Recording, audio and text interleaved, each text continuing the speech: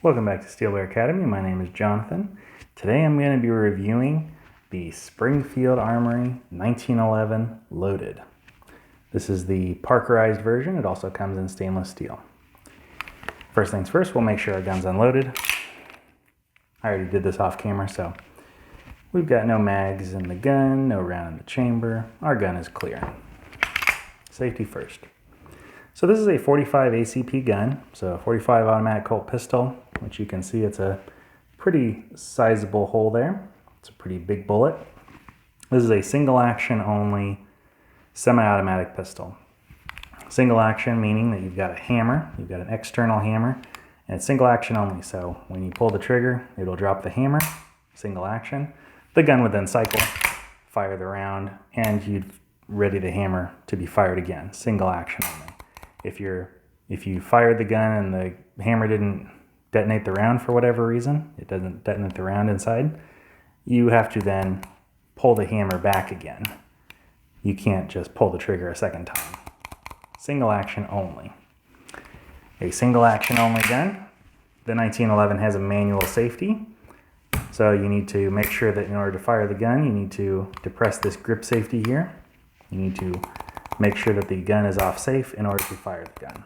The gun won't fire unless the manual safety is off. This gun is intended to be carried cocked and locked. You've got your hammer cocked, you've got your safety in the on position, and you've got your round in the chamber. So this is the way the gun is intended to be carried. It is ready to fire when you swipe your safety off and you've got your grip safety depressed. You've got your grip safety back here, which it just needs to be depressed in order to fire the gun. Even though the gun's it's on fire right now, if I pull the trigger, it can't fire unless you do both at the same time. Grip safety needs to be depressed. It's got a little extended bump here, which is nice. This gun is a Series 70 gun, and what that basically means is the gun does not have a firing pin block like most modern guns. A Series 70 means that a Series 70 denotes how prior to adding a firing pin block on Series 80 guns, Series 70 guns just have a firing pin that is floating inside of the slide here. So I can put pressure on this firing pin and it'll move forward, meaning that the gun is not drop safe on a typical Series 70. So on a typical Series 70, the firing pin is just floating in there, held back by the firing pin return spring. And so if you hit with inertia on the gun like this, drop it from real high, inertia can force the firing pin forward and detonate the round to fire the gun. That's what we mean by the gun not being drop safe. Or if the hammer somehow broke free from his notches and hit the firing pin, it would fire the gun without the trigger being pulled. On a Series 80 gun, this is the Series 70, on a Series 80 gun there's a few extra pieces that are basically like a series of levers that push up on a plunger that prevents the firing pin from moving forward unless those series of plungers are pushing up on this firing pin block. Now that's on a typical Series 70. On this gun, we have achieved drop safety through a different means. So drop safety is about inertia hitting on the front of the muzzle typically, and the inertia pushes the firing pin forward and then hits the primer and detonates it. On this gun, what they've done instead is they have a titanium firing pin, so it's really lightweight, and it's also a heavy firing pin return spring. So the spring that is holding the firing pin in the rear position, it's heavier than normal. And so those two things combined, the lightweightness of the titanium, which prevents momentum, it's lighter, so it needs a lot more force to move forward and detonate because it's not as heavy. Physics stuff. Basically, the gun is drop safe because of different mechanisms of physics about a titanium firing pin and a heavy firing pin return spring.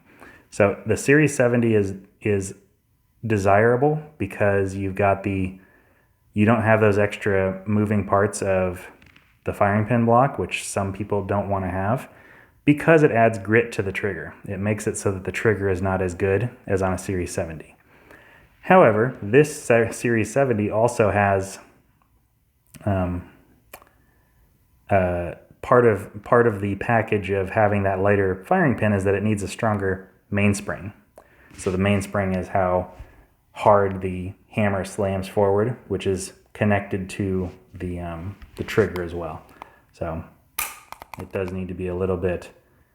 The trigger is, I think, I'm trying to remember, is this the case? I'm pretty sure it is, that the mainspring does affect the trigger slightly. However, I think this trigger is still amazing. So you've still got the benefits of the Series 70 being the better trigger, but the Series 80, you don't have the downside of the Series 80 moving parts that add grit to the trigger. Now this is kind of getting into the weeds on these guns because this is not specific to this gun. There's a whole bunch of different ways that you can configure a 1911, and I have a whole video on just the features, the various features that you can get on a 1911, and I'll include a link up in the corner here. There's a bunch of different ways you can configure them, and I'm not going to get into all the specifics in this video because it was already it was like a 45-minute video just explaining why you would want all these different features, because there's some rationales behind them. So go check out that video if you're confused on any of these things I'm going to describe further, because I'm not going to give a bunch of detailed explanations for why you'd want these things. Just I'm going to name them. So this is a 1911. A 1911 design goes back to the year 1911. It's like, it's an over 100-year-old design at this point, and they're still making them. Pretty much every company makes them. And so you have a lot of different choices on which 1911 you want to buy. So how did I go about choosing this one? Well, in Springfield's lineup, there are 3 main options. There's more than that, but in the basic 1911, there's 3 options that I see. And again, they keep adding more and more. So this is not going to be current as far as even now. These are the main options that I see. There's the GI version, which is the standard version, the base model. There's the loaded version, which is this. This is the loaded version. And then there's the TRP, which is the Tactical Response Pistol. That's one step above this version. And then there's also the professional grade. That's above the TRP. That's a different that's basically everything below it with more stuff. So like the loaded has pretty much everything the GI version has, plus more stuff. The TRP has everything the loaded has, plus more stuff. Professional has everything TRP has, plus more stuff. So that's kind of how it goes. There's a couple exceptions, and I'll point them out to you. So I chose this gun, I bought this gun because it has all the features that I want, but none of the features that I don't want. It is a medium grade 1911. So that kind of means, like, as far as all your options for getting a 1911, this is kind of a medium grade. It's not the most expensive one you can get and not the best one you can get, but it's kind of middle of the road. So here's some of the features that this gun has that I wanted. It has night sights. So it's got glow-in-the-dark sights that are illuminated with tritium. So they are always glowing, and they'll eventually wear out, but they're glowing all the time, so you have a night sight capability. This gun does not have a rail, so you can get this gun with or without a accessory rail. I might have chosen it with a rail if I had the option, but I don't have the option, so that's neither here nor there, but you can get one with or without the rail. I think the rail looks cool, but this also looks cool. And there's obviously functionality to the rail as well. It's not just about cool. This gun has slide serrations on the front, so that's these cuts in the slide here. That is so that you can rack the slide by pulling on the serrations up here. And you've also got the ones in the rear. Every gun has those ones in the rear, every 1911. But these are optional, the front serrations. Again, if you're curious why you'd want these, go check out that longer video. This gun has a ringed hammer as opposed to a kind of a more traditional spur hammer. A spur hammer kind of just goes straight out. It's more easy to cock. This is just kind of it's not a like here or there, plus or minus, but you have to get the ring hammer if you have a extended beaver tail safety. So that's why you have to have the ringed hammer. But this is the main thing that I wanted. This is the most important feature, as far as I'm concerned, of bonus features on this gun, is the extended grip safety. So that means that the grip safety swoops up like this, and it matches into your hand so that when you're holding the gun and the gun's recoiling, it distributes the weight better in your hand along this piece here. I consider that absolutely essential, for me at least. You've also got this little bump here. Not every gun has this little bump. It's just, it more easily is depressed, which is good. Makes it easier to make sure you can fire the gun. It also has a flat mainspring housing. That's it's just a feature you you either could get it or not get it. It's not an inherent plus or minus, but I prefer it, the flat mainspring housing, as opposed to the arch. It has no front strap checkering. So there's this the front strap of the gun here, where you rest your hands, where your fingers grip around. There's no checkering, so it doesn't have a bunch of lines cut into the metal. And for me, on the loaded series, you don't get that, but on the TRP and above, you can get it. So on the TRP, it has the checkering cut into it. Maybe on the professional models, I'm not sure about that, but the TRP for sure has it. So basically, the main difference in my mind is, do you want the checkering or not? Because that's what defines the TRP versus the loaded. There's other things too, but that's the main thing that defines it for me. And I did not want the front strap checkering. I've felt a TRP, I've shot a TRP, and it was too sharp for my hands. And I don't have any interest in modifying the sharpness of the checkering to my taste. And I just want the gun to be pleasant to shoot in my hand, pleasant to shoot. So I don't care to try to find perfect front strap checkering. But if I did find it, then I might like it. But I like the smooth front strap because it makes it so that it's not digging into my fingers as I'm shooting. And for a gun in .45, it kind of can cut up your hands a little bit if you've got the sharp checkering. I know, I'm just being a baby, but I like my guns to be pleasant to shoot. I don't want front strap checkering if it cuts up my hands. So that's part of why I chose this gun instead of the TRP. Why would you pick a 1911 in general? Just kind of want to do a quick little rundown of this. It's an old design. It's over 100 years old. But some of the reasons you might buy this gun is because it's collectible. Every 1911 is kind of unique because there are so many darn options that every gun has some things and not other things. And it's just kind of fun to collect them because they're all different. They're really cool guns. I think they're aesthetically very good looking. I think they're classy, but also can be jazzed up to look really like kind of modern badass looking. This gun is kind of in the middle. It's classy and classic, but has some extra pizzazz. They are kind of historical. You might like it just because it's a American gun design that is kind of ubiquitous in movies and stuff. It's cool to have it. You could use it as a defensive gun. Like, there's no reason why you couldn't. It's still a perfectly valid, reasonable defensive option. I would not probably choose it. I don't really choose to use these as defensive guns, but no reason you couldn't. It's not perfect for what I would want in my defensive gun. You can use it for carry. I wouldn't. It's heavy, but you could. And the competition. You could use these for competition. And many people, competition is the place where these guns actually still shine. They actually are in some ways better than a lot of other options. And the reason for that is because of the trigger. And so we'll go into our ratings here.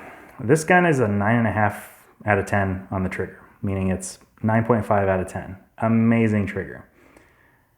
I only wish that it had a little less take-up. So let's talk about the trigger a little bit. Part of the reason why a 1911 has such a great trigger is because of its design. It's got the trigger shoe right here.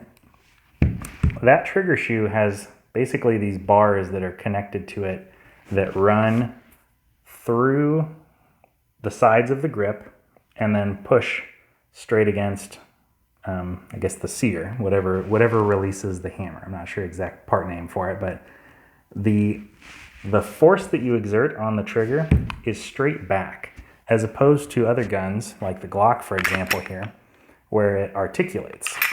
It rolls in an arc. Now that might not seem like a big difference, but it does dramatically change how it feels on the trigger. So if I'll try and demonstrate this for you. I'll just demonstrate it like this. So you put your finger on the trigger, you got a little bit of take up, and then you just apply more and more and more pressure, and it fires. And it's a nice crisp break. Now, because of that design where it's straight back, it makes it so that you don't really have to articulate your finger down in any way. It's just like, it just feels really perfect. And I think there's some ergonomic advantages to it as well. It just feels really easy to pull the trigger, and it's really desirable. Like, it's hard to quantify how good it is. This gun has an amazing trigger. It's kind of like a very minor two-stage trigger, if you call it that.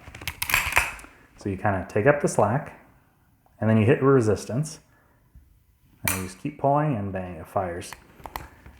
It's actually really easy to accidentally fire this gun. So I've not had an accidental or negligent discharge with it, but I have, in the process of shooting, experimented with, can I take up the slack like I do with a Glock trigger, for example, and it's very hard to reliably do that. Like, it almost surprises you how fast it fires, because it's not like a lot of other triggers, partly because it's single action. That's usually an aspect of a single action trigger. That's usually a quality of them. They're very light, very fast to pull triggers. It's a really great trigger. It's hard to explain it. There's like almost no take up besides that, that little bit, and then there's no scoots. Kind of like the Glock has little scoots where you just are applying pressure, and then all of a sudden it kind of and then it fires. This one, you just apply pressure, and then it fires. There's no stages to it, which is really nice. The downside, obviously, is that it's easy to accidentally fire the trigger, to fire the gun. So you got to make sure you have really good trigger discipline with one of these. That rearward trigger travel is unique in handguns, and it's pretty unique to the 1911. But that's part of why it has the ability to have a great trigger. The Springfield loaded 1911, this one has a 9.5 trigger. I think it's amazing. Really, really good. I'm sure there are other ones that are better, but it's amazing as far as I'm concerned. For reliability, 1911s are not always known for being reliable. They are sometimes a mixed bag. However, this gun, Springfield 1911 loaded series, and a GI series that I've had, and I'm also going to add in my friend's GI series, he has one as well. He's owned it a long time, and I've shot it quite a bit. This gun, the Springfield 1911 series, have been 100% reliable. 10 out of 10 for reliability. With hollow points too, and that's not always the case on 1911s. 1911s are known for being more finicky than many other guns because, well, I think for one, it was not designed with hollow points in mind. So hollow points are typically problematic for these guns. Additionally, there's a wide range of quality of your magazines. So this is the mag that came with it. This is a typically what we call a GI style magazine. It's got this type of follower with kind of these two little pronged feet like this, and the flush fitting base pad, as you can see right there. These are the standard GI mags. Here's a Mekgar magazine. So as you can see, it's got a different follower, and it's an 8-round magazine. So it's got an extended base pad here, and you can have 8 rounds in here instead of 7. This is a Wilson Combat 8-round magazine. I think this is the polymer follower. I think they all have polymer followers. Polymer follower, polymer foot base pad, whatever you call it, base pad. The slim one. So this is the skinnier one. This one, whoops, also is an 8-round magazine. And all these mags are 100% reliable in this gun. So many people start off with these mags and then they discover, oh, these mags are not reliable. On this gun, with its factory mags, it was 100% reliable. Mech-Gar mags, they were 100% reliable. Wilson Combat mags, this is the one we would expect to be 100% reliable, and it was. So all these mags work really well in these guns. And so I just want to point out that this gun scores great in the reliability category, and that's not always the case. In fact, that's one of the main things that people levy criticism against the 1911 for. And I have not owned enough 1911s to have gotten that like taint on them where I'm like, they're not very reliable, because this gun and every Springfield 1911 I've owned has been 100% reliable. I'm sure if I made them dirty enough, they would start having bobbles, but if you keep them pretty clean, they work 100%. I've never had any problems with these guns, and this gun in particular. So 10 out of 10 for reliability. For durability, I'd give this gun a 10 out of 10. It has an all-steel forged frame and forged slide. You can get cast frames or forged frames, and forged frames are the more desirable mechanism or method for making them, as opposed to casting. However, I think that the cast frames will also probably way outlast anybody's shooting patterns. The 1911s in 45 and in 9mm, especially in 9mm, will last for an enormous amount of time because they are all steel. If you get them in other materials like aluminum or scandium, then that might be different, but in the all steel varieties, boy, these things will last forever as far as the frame and the barrel and as far as the slide and the frame goes. The barrel, it will eventually get shot out. It will lose its strong rifling and will become less accurate.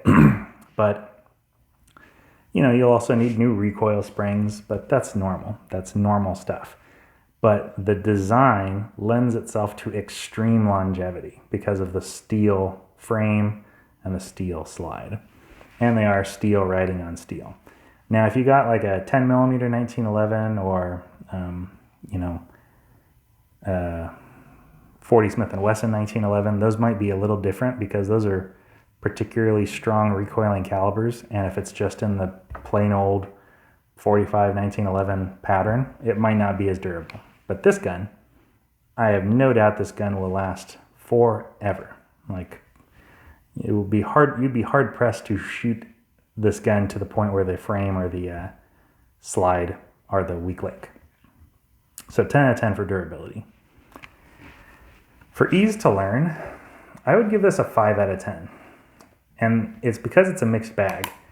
The trigger makes it incredibly easy to shoot because it's almost like one of the easiest types of triggers to use because it's single action and it's really crisp, and it's almost like you have to suck at shooting really badly to mess with this because the trigger is so nice.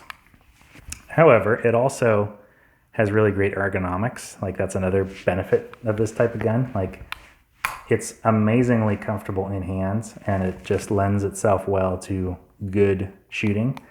As far as my hands go, maybe not everybody's hands fits it as well as mine do, but I feel like it fits me amazing. In 45, it does have some hefty recoil. Hefty. It recoils for sure. It does have a manual safety as well. So those two factors make it a mixed bag. Like, it's really easy to hit with because of the really amazing trigger. But the fact that it has a manual safety and heavy recoil means that It's not the best for brand new shooters. Additionally, learning to shoot this gun requires, I can't stress that enough, requires the usage of this manual safety. If you're actually learning to use this gun, you have to use the manual safety. You have to get used to using it. It's very easy to accidentally forget to turn it off. So if you load the gun, chamber around, put that safety on. Get in the habit of remembering every time you bring the gun up to swipe that safety off. Whenever you come back, make sure anytime you're not shooting, you swipe that safety back on. And practice that, because if you're not using the manual safety, you're not learning how to use this gun. I like the method of riding the safety. So riding the safety is where you have your thumb resting on the safety right here. And every time you go to pull the trigger, your thumb is resting here. This is its normal firing position. That's what I like to do. I like to do that because it forces me to remember that the safety has to come off in order for me to fire. And I am certainly no expert on using this gun this is not my main gun that I use. So when I am using it, I am practicing. I am familiarizing myself with it because it's not I don't want a gun with a manual safety personally, but I know that if I did use this gun, if I want to use this gun, I have to ingrain that practice in my mind. Because otherwise, it's very easy to pull that gun out when you need it, and all of a sudden, oh, why is my gun not firing? Oh yeah, then it fires. So you have to use the manual safety. There's no getting around it. You have to practice it. I don't believe a carry gun should have a manual safety, but that's part of why it gets a 5 out of 10. It's got great trigger, like it's so easy to hit with it, but if you can't hit with it because you forgot to turn the safety off, it's no help. 5 out of 10 for easy use, easy to learn. It's a challenging gun to learn because of that safety. For shootability, I would give this gun a 6 out of 10. 1911s and 45 are not the softest shooting. They recoil with some authority, and they are not very comfortable to shoot for long periods of time. This enhanced grip safety definitely makes it more comfortable to shoot. If you get the GI version with the kind of I guess they just call it the standard safety, the standard grip safety, where it's kind of like a nub that just sticks out. I find any gun with that type of safety to be unpleasant to shoot, to the point where my hand, my webbing of my hand here gets a little battered and bruised from it, if not outright hammer bit from this hammer. Part of that ringed hammer is that it fits right in that grip safety so that you cannot get hammer bite from this gun. But if you have the other type of hammer where you've got a spur, where it's like a long finger like this, that makes it so you can more easily cock the hammer, but it also can smack you right here, like a Browning high power is like that. Browning high power is notorious for that. So I consider this an absolute necessity, but it gets a 6 out of 10. It's comfortable to shoot, but not the best. Like, it's tiring to shoot this gun a lot because it's in 45, and honestly, that's the case for every 45. So don't think that this is somehow it's not a problem with the 1911. If this gun was a 9mm, I bet this gun would be a dream to shoot. It could probably get a 10 out of 10 for shootability if it was a 9mm, because the difference in recoil affects the shootability. For value, I'd give this an 8 out of 10. Remember how I said it's a mid-grade 1911? Among 1911s, this gun is tremendous value. It's, I think, around $1,050. So it gives great features, great durability, great trigger, and amazing reliability, which not every 1911 can boast about reliability. So that's something that I think is not entirely unique to this gun. I'm sure other 1911s can do it, but my experience with Springfield 1911s has been that they are 100% reliable. And that is something that is, you can't say that about a lot of other 1911s. I've watched a lot of reviews of other guns as far as trying to figure out which gun I wanted to buy. Lots of other people review other 1911s available, and they are frequently talking about reliability problems. These ones have been 100%, and that's awesome. That right there, I think, is where the main part of the value comes, because it has all these other features that are typical of more expensive 1911s, like the serrations and the Novak night sights and the extended grip safety and the trigger with the holes in it, the skeletonized, I think is what they call this.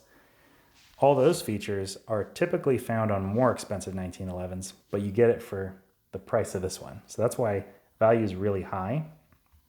However, the Rock Island Armory 1911s can deliver a lot of that at around $500 to $600.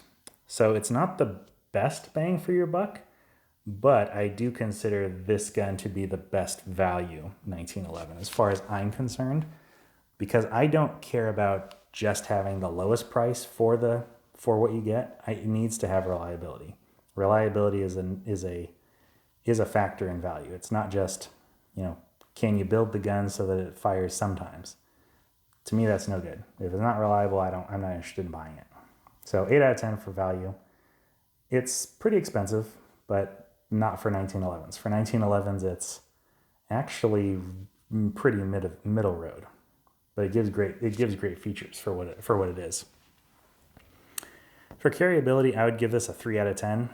It's heavy. It's 39 ounces.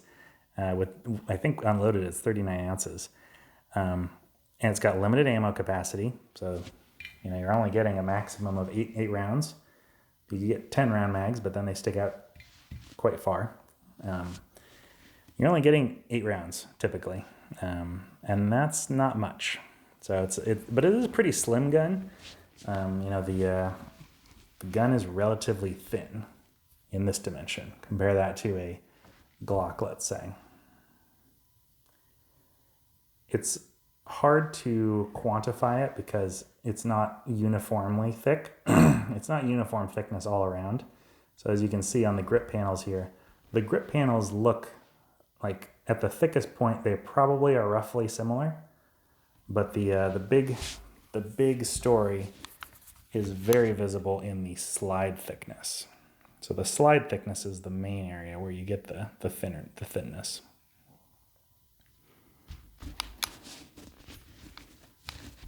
Got some nice holster wear on this gun. So thinness is a big factor for carryability. If you're inside the waistband, it's easier to conceal inside the waistband than a lot of double stack guns, but this gun is really heavy, so it doesn't make up for its heaviness. There's no way around that. It only carries 8 rounds and it weighs 39 ounces. It's pretty hard for me to justify that for myself.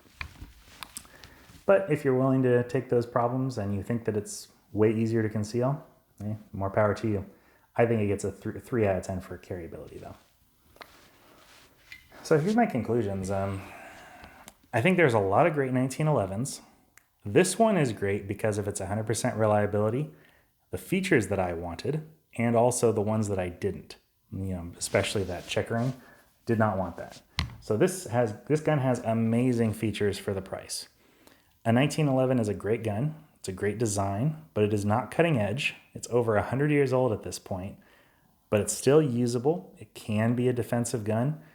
I wouldn't use it if I had other options, but if somebody gave me a 1911 and said, this is your only gun, you can only use this gun, if this was my gun, this exact one, I would be tickled, because they could have given me a lot of other guns that don't work nearly as well, that are not 100% reliable, that are not crazy durable, and I would have been way happier with this gun.